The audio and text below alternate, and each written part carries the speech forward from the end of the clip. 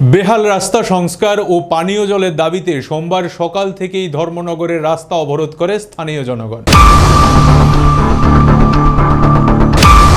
এলাকার জনগণের অভিযোগ, প্রত্যেক রায় গ্রাম পঞ্চায়েতের ৫ নং ওয়ার্ডের রাস্তার চরম দুরবস্থা। বছরের পর বছর পেরিয়ে গেলেও রাস্তা সংস্কারের কোনো কাজ হচ্ছে না। শুধু তাই নয়, রাস্তার সাথে সাথে এলাকায় পানীয় জলেরও চরম সংকট রয়েছে। এলাকায় থাকা নদীর জল কিংবা পুকুরের জলই এদের একমাত্র উৎস। পাশাপাশি রয়েছে বিদ্যুৎ নিয়ে নানান সমস্যা। দীর্ঘদিন এই এলাকাবাসীরা বিদ্যুতের সমস্যায় নিগমের সাথে যোগাযোগ করলে আসছি বলে দিনের পর দিন কাটিয়ে দিচ্ছে নিগম। তাই বাধ্য হয়ে সোমবার সকাল ৯টা নাগাদ প্রত্যেক রায় গ্রাম পঞ্চায়েতের ৫ নং ওয়ার্ড এবং ৪ নং ওয়ার্ডের ৪০ থেকে ৫০টি পরিবার কালাছড়া থেকে নতুন বাজার হয়ে ধর্মনগর আসার মূল রাস্তাটি প্রত্যেক রায় এলাকায় অবরোধ করে বসেন। দীর্ঘক্ষণ অবরোধ চলায় রাস্তার দুই পাশে শত শত গাড়ি যানবাহন দাঁড়িয়ে যায়। এই অবরোধ পুরুষদের পাশাপাশি মহিলাদেরও যোগদান ছিল। প্রথম অবস্থায় অবরোধের খবর পেয়ে অবরোধ স্থলে পুলিশ বাহিনী ছুটে গেলেও কোনো সমাধান হয়নি। পরবর্তী খুব শীঘ্রই এলাকার সমস্যাগুলি সমাধানের আশ্বাস দিলেই পথ অবরোধ মুক্ত হয়।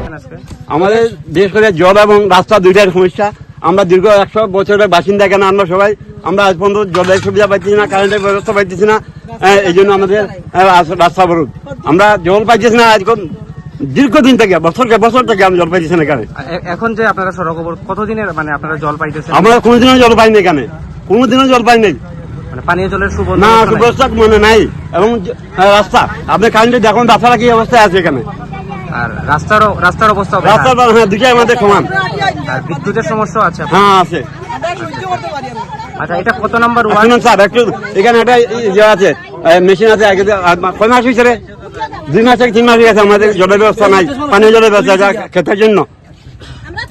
কত নম্বর ওয়ার্ড এটা? এটা ৫ নম্বর ওয়ার্ড, প্রত্যেকটা গাঁওসভা। হ্যাঁ। আচ্ছা, আপনার নাম? আমার নাম সুকুমার দেবনাথ।